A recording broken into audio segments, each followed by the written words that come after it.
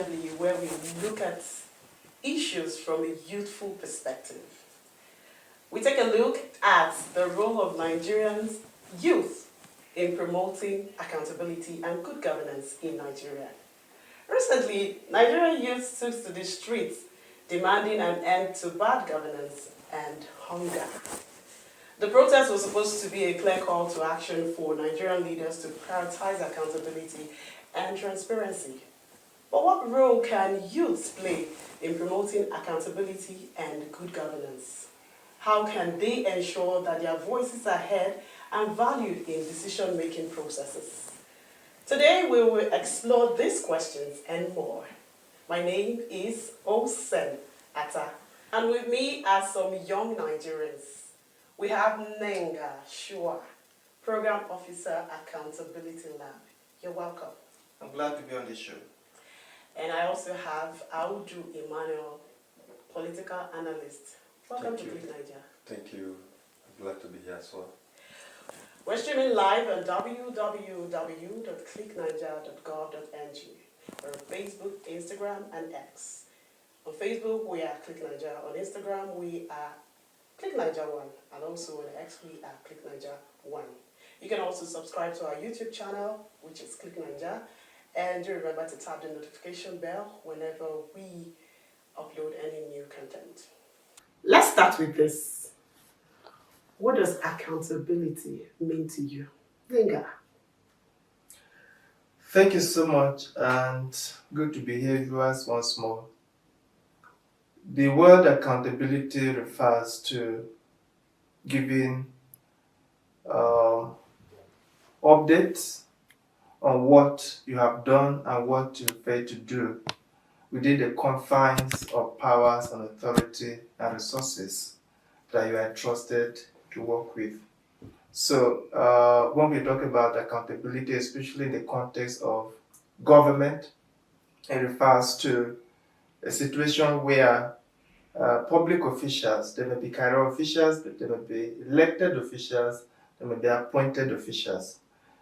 We expect that they should be able to give a stewardship of what they have done with the power given to them, the financial resources available for them, and then for the action they have taken using all of these instruments for the good of the populace. So essentially, accountability has to do with giving an account or stewardship of what you're entrusted with to do on behalf of the people. What would be your own definition of accountability? Thank you very much. Happy to be here once again. I'll take it from a simple perspective. Accountability means being responsible for your action or inaction. It means when you are supposed to take a certain decision that will better an organization or the life of a citizen, that is when you are taking it to the public servants, the ministers and whatever. When you are supposed to take action, you take that action. That makes you accountable. Then there are actions that you are not supposed to take. That is why we are looking at it from being responsible for your action or inaction. It is just like this concept that says that being at the right place at the right time and doing the right thing at the right time. Because when it is not done at the right time, you know it will become difficult to get it done. So when you look at it from from individual perspective, we also have to be accountable to ourselves. The private citizen, talk about the public citizen, they have to be accountable in whatever you are doing. And when you are accountable, you discover that there will be a little challenge that you face. So responsibility, stewardship, that's what I take from both of you. Now that we have an interpretation of what accountability means, the question is, do leaders know the expectations of Nigerians on how accountable they should be? Let's hear from people on the streets of Abuja what accountability means to them and why it is important for Nigeria's development.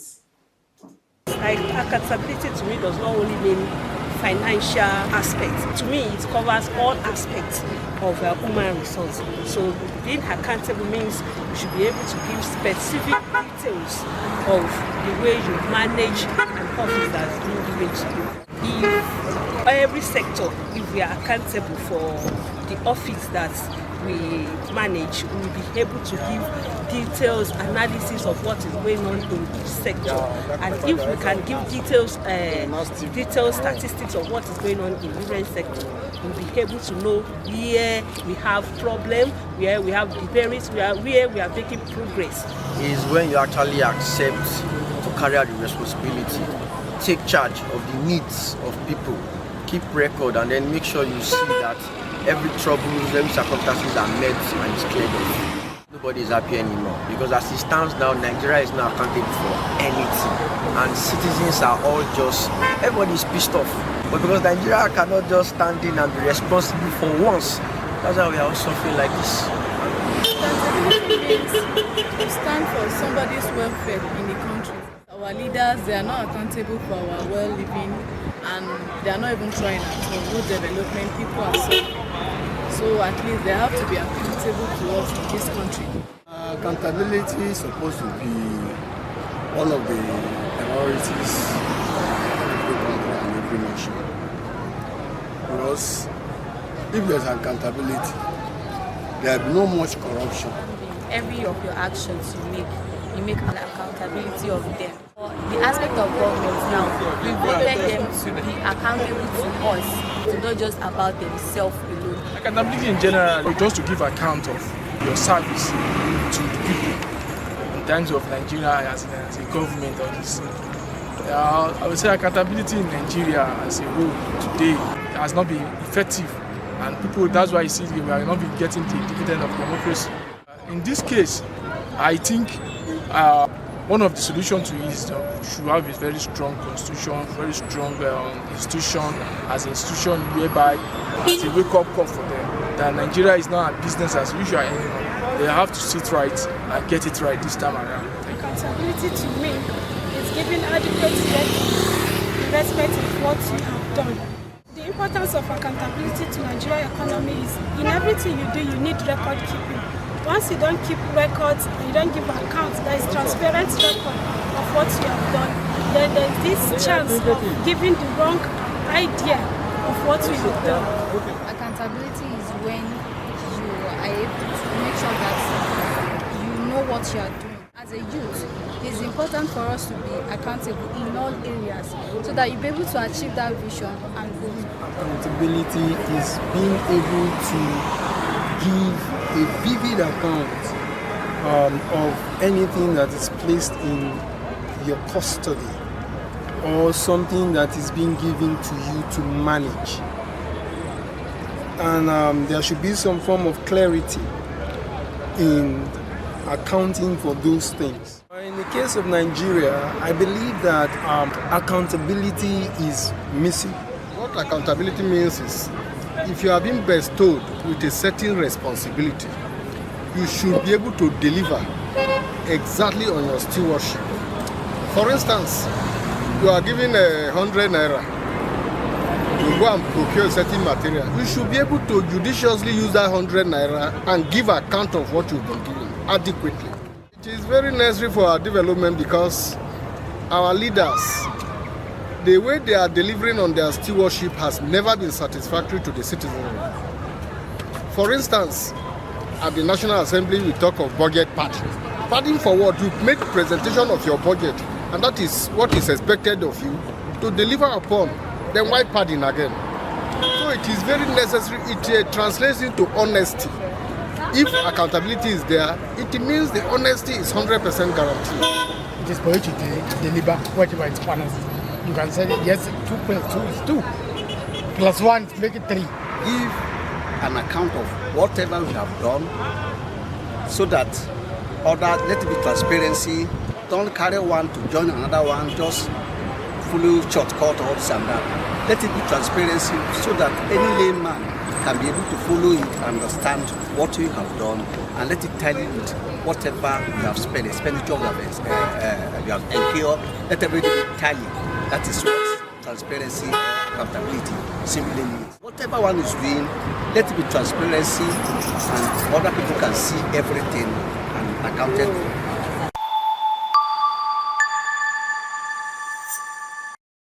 Wow, so many expectations for Nigerian leaders. One of the things that one of the guys said was that accountability is missing in Nigeria. So Yes, please. how does accountability affect Nigeria's development? Accountability affects Nigeria development to a large extent, because if we can get that right, and it means the problem of Nigeria is half solved. If you look at government from post-independence, there are so many things that they cannot account for. And there's nobody tracing it. No traces, no investigation or whatever. Sometimes they set up institutions to follow it up, and you discover that those institutions are not working properly, because it will become a thing of trade-off.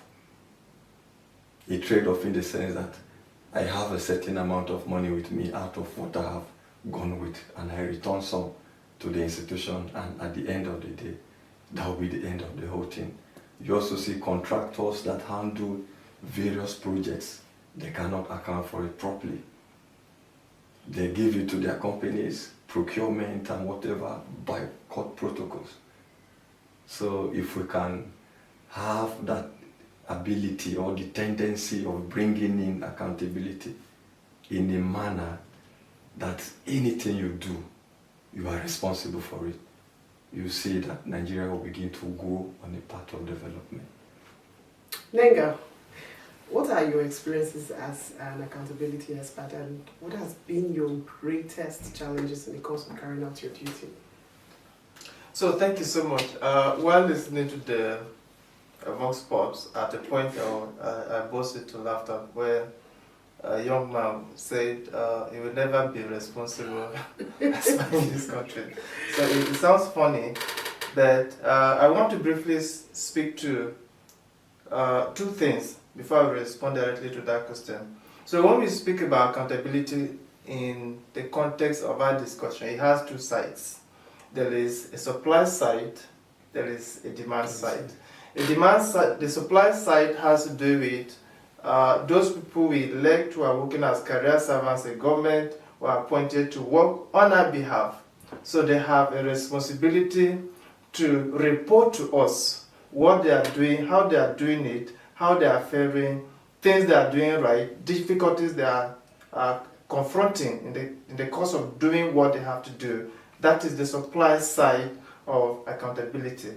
But then, one end of that accountability is grossly missing, and that has to do with the demand side. The demand side has to do with those of us on the other end. What do we ask from those that have the responsibility to respond to us? So in this case, many of us are guilty, the youth are guilty, the religious leaders are guilty, the traditional institutions are guilty, the market women are guilty, and to a larger extent, those government institutions that are saddled with the responsibility of seeking out accountability and transparency in the business of government are also guilty. How can Nigerian youth demand accountability from their leaders, and in what way? Yeah, there are so many ways that Nigerian youths can demand accountability from their leaders. The first one we are going to look at is creation of awareness. Like some of the youths we have are not well informed to the extent of demanding accountability from their leaders. For instance, we have a process which is called Constituent Assembly, that a senator is supposed to be having a town hall meeting with members of his constituency to give them either monthly or quarterly reports. of what comes to the constituency and how it has been utilized.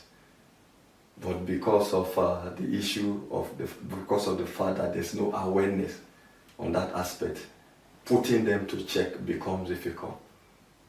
And those that those that are close to them, they give them peanuts, and at the end of the day, they'll become their praise singers instead of demanding for accountability. So when they create awareness through the social media, you can use WhatsApp, you can use the Facebook, you discover that they'll be putting the senators to check, and you see accountability is coming in, because once they are asking you a question, your conscience will tell you to do something about it. Then they can also employ this digital activism, the use of social media rather, in order to drive on their demand. Then you talk about education. They need to be educated as well. When you are educated, education is just like a weapon. When you're educated, you know a lot about what is happening in your government, because you study civic education, it exposes you. You know what is happening there, and you begin to ask questions. Then they can also work with the civil society. You engage them as well to partner with them. Then you can now drive home your demand. Well, if you're just joining, this is Youth Assembly on Click Nigeria online channel, and we're discussing the role of Nigerian youth in promoting accountability and good governance. We're streaming live on www.clicknigeria.gov.ng. On Facebook, we are Click Nigeria. On Instagram and X, we are at Click Nigeria 1. We are also on YouTube with the name Click Nigeria. Do well to subscribe to our YouTube channel, and don't forget to hit that notification bell whenever we post any new content. And also don't forget that you can be part of the show right now by leaving us a comment on the comment section. Yes, Audu, you talked so much about social media as one of the ways. Now, I'm going to ask you, what role do you think that social media should actually play in promoting good governance in Nigeria? All right. You know we are in the era of social media, because you get information at your fingertips. It's not like in those days that you write a letter to someone in order to pass an information. It will take you like a month, sometimes 2 months, and before you get feedback. So you can develop an app, and you try to name that app, maybe End Bad Governance, to see how the youth will be sending in their contribution. So when they send in their contribution, you also try within that app to have somebody that will manage, someone that will manage the group. And by managing the group, you also try from that level, that person will also push the information to a large extent. And before you know, it can also go viral. For instance, as a public office holder, there are offenses you commit that you're reading it already. But when it goes viral, it goes out of the country, there's a need for the government to take a certain decision on that matter. That is why I so much emphasize on the use of social media, because you don't really need to go and meet them physically before you put them in check with the usage of the social media. Linga, aside using social media as a tool, are there successful youth-led initiatives that has promoted accountability in Nigeria? Yeah, I think we have had a good number of them, especially coming from the civil society organization. I must first and foremost mention or acknowledge the fact that in a decade and a half, we have witnessed an increasing level of youth engagement with civil society organizations. And the number of them have yielded so much positive results. For instance, if you look at Samson Michodo's Not Too Young to Run, that changed the whole gamut of age for contesting certain positions in this country. That was very novel. We can also look at the work done by Budget through Tracker, monitoring projects, and all of this. We see follow money from Code, We can also look at follow taxes. So all of this goes in to show budget also have a very good analysis of our budget system yearly, where people put one chicken for 2 million, this thing for. So all of these things help in reducing some of the complex documents in a manner that citizens can easily engage with or understand what is happening.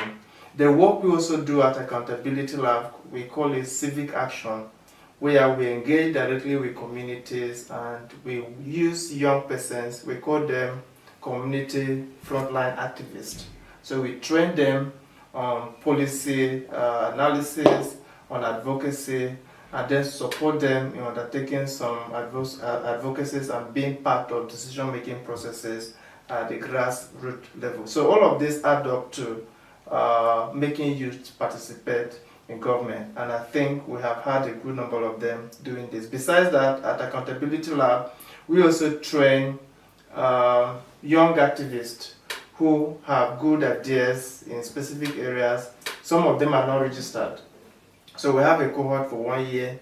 We mentor them, we help them register the organizations to become independent civil society organizations that can pursue some of these things. So I think over the years we have had successful experiences that point to the fact that youth are actually influencing things. However, I will be quick to mention that where we are is a far cry from where we are hoping to be. Like with the population you have at large. Okay, talking about, you mentioned training, you mentioned mentorship. How can youth be empowered aside training and mentorship? How can they be more empowered to become active citizens and also demand good governance from the government? Yeah, apart from the, just like just like my presenter here said that training and mentoring, yes, aside from the training and the mentoring as well, there are other ways that we can empower the youth. Like, if the government can give the youth entrepreneurial skills, you know, when you are independent, it goes down to empowerment. And what is empowerment? Empowerment is when somebody acquires skill that will make him to become independent.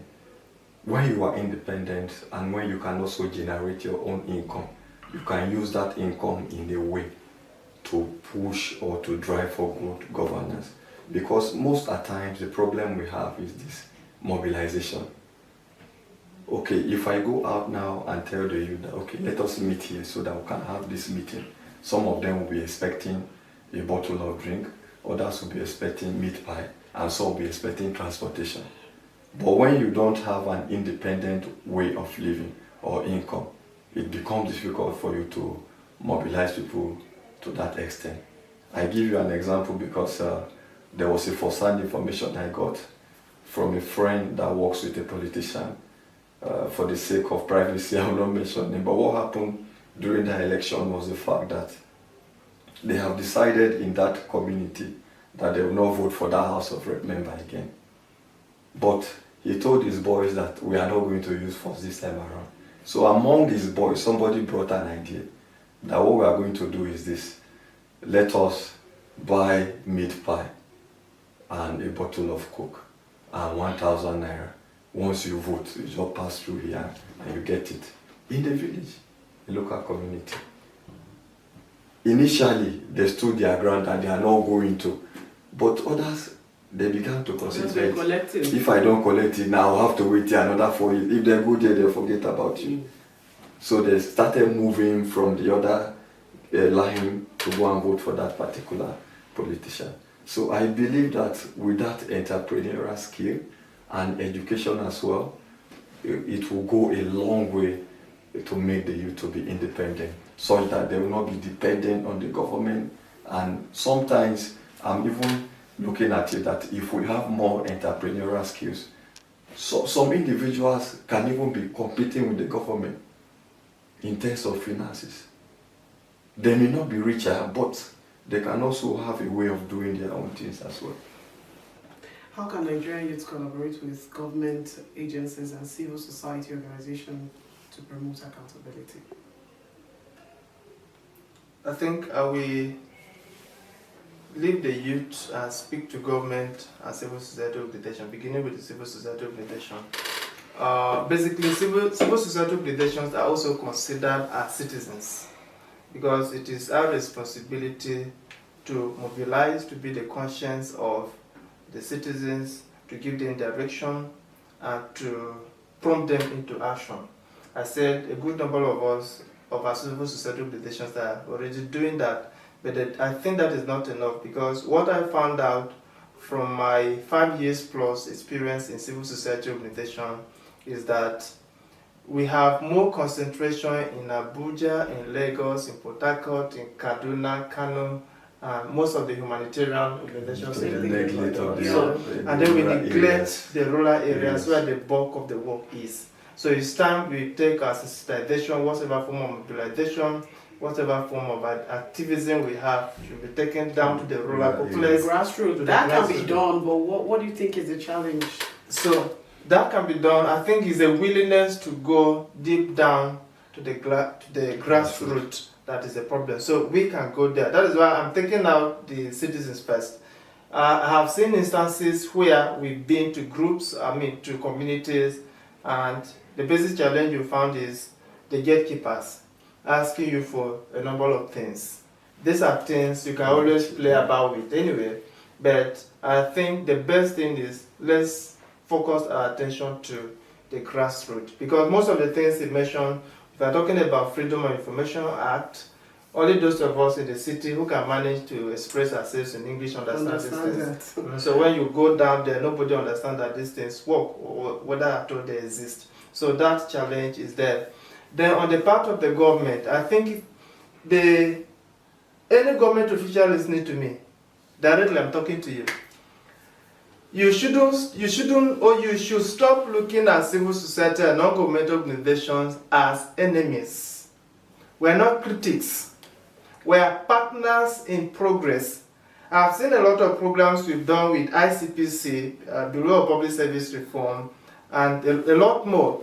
And these are just to, one, project the good work that the government is doing, to complement all the gaps that you have, and to help the citizens understand what the government is doing. And I think Nigeria will be a better place if government begin to see civil society organizations as partners. Most time, we write letters seeking for advocacy, asking for collaborations on certain things, and you don't get feedbacks on this. So that kills the spirit of the civil society. And by extension, don't forget my premise, civil society organizations are citizens. So if you're not able to connect to organized citizens, then there is no way you can get to individual citizens. Okay, now Nigeria has faced several significant governance challenges. How do you think this has affected the Nigerian youth? It has affected the Nigerian youth a lot, because when you look at it from the perspective of unemployment and underemployment, when you look at the unemployment rate is on the increase, because like our NYC scheme, we push out graduates on a quarterly basis, let me put it, after 3 months or thereabout. Those that will be doing their POP, going to the job markets, and the jobs are not there for them. So you see some of them, whatever they get, they become underemployed, even if they are working. So you see the issue of that unemployment. If everything is in order, there will be a plan when somebody is about leaving. There should be a way to accommodate that individual. Even if there's no way, there should be welfare and whatever that will take care of that individual to an extent before he or she may get what to do. Then you also talk about, it also affects the educational system, the underfunding of the educational system. For instance, now I have volunteered in a public school. I volunteered in the public school and I nearly shed tears because there was no seat. Students were still sitting on the floor. Yeah, up till now? Yes, in a public school. And when I went there interacting with the student from year 7, year 8, year 9, everybody came. They were enjoying the classes. How I wish I have the opportunity to provide seats for them. I'm telling you. Then you also see the mismanagement of funds that is even meant for public schools. Those in charge, even they give them the fund to do the right thing, they will mismanage that fund. And at the end of the day, it will become a problem for those students that are supposed to be enjoying that benefit. Then you also see the fact that some of the youths that are supposed to bring positive change in the country, they are already dissatisfied. They are looking for a way of traveling out of the country. Japa syndrome. Yes. Some of them, they went through the road, forest, some of them high sea. So many dangerous things happening to them. So it has a lot of effect. Then you also see brain drain. Those that are even supposed to stay behind to make a change. Because of the better welfare, any little opportunity, they're already out of the country. So how can Nigerian youths effectively demand accountability from their leaders without being seen as over-demanding? Okay, thank you so much. I want to start from a premise, and it will go like this. Prior to end bad governance protest, we have seen some pro-government protests happen even here in Abuja, and they were not hijacked by anybody. There was no intelligence report anywhere suggesting that hoodlums will hijack it. But when other citizens woke up and said there is bad governance, we want to protest against it, issues of intelligence came in, and the hoodlums will hijack it, that this one will happen, that one. So the point I'm making here is like this. The logic is like this. When people thinking right want to demand accountability, government finds a way to counter it. But when government funds some people who are thinking wrongly to do their thing, they know that those who are thinking right will not obstruct. But when those who are thinking right want to demand, they know that they can easily hijack the hoodlums to come in and tarnish whatever effort that struggle is supposed to mean. So I think this is one area that has to be also looked into. Protest, as it is a constitutional right. And to me, anytime, any day, given right procedures, Nigerians should be allowed to protest, provided we have good reasons, just like the last one we had. Another thing we can do is optimizing the use of social media. In the past, we have also had a good progress with this. Take Back Nigeria trended on the hashtag. We have openness. Bring back our girls. Bring back. So all of these things, these are things that trended. So we can still use social media to prosecute some of these youthful interventions. Beyond that, we have the power of recall for legislators. Okay, protest, optimizing social media. You want to add, Audu? Yes, I think just like he said, he has said a lot on that, but like the process of that recall, it is very, very important if we can use it as a tool. It is a very simple process. If we go to the INEC office, those of us that voted for that particular candidate, yes, and we'll tell them that we don't want him again, and we'll begin to sign out. If we can do that to one or two senators, aware that they can recall? That is where the problem lies. It's not all of them, because that's where education has to come in. But with that awareness, and if we can recall like 3 or 4 legislators, you discover that the allocation for the constituency will be judiciously used.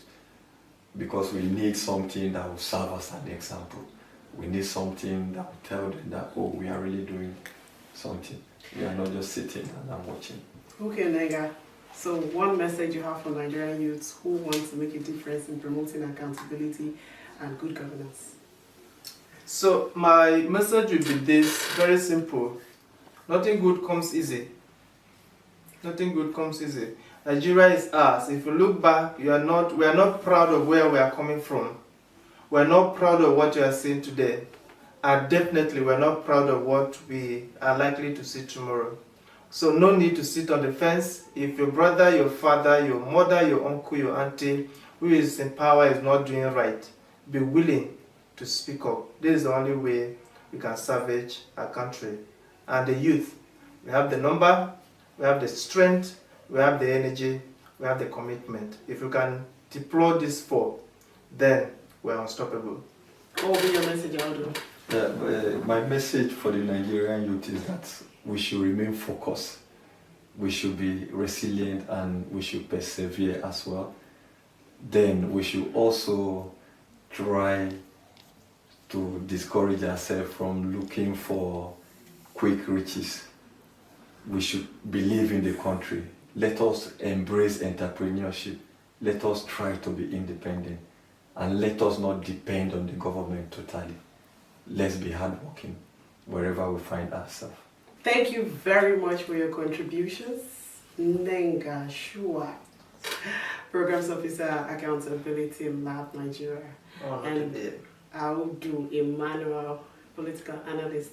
Thank you for coming to Click Niger Studio. Remember, accountability starts with you. Get involved, make your voice heard, and let's build a better Nigeria together. Don't forget we're streaming live on www.clickniger.gov.ng. We're on Facebook at Click Niger, and on Twitter and X we are at Click Niger 1. Please subscribe to our YouTube channel, it's Click Niger, and do not forget to tap on the notification bell so as to be notified whenever we come up with any new content. My name is Osen Atta. Thank you for staying with us.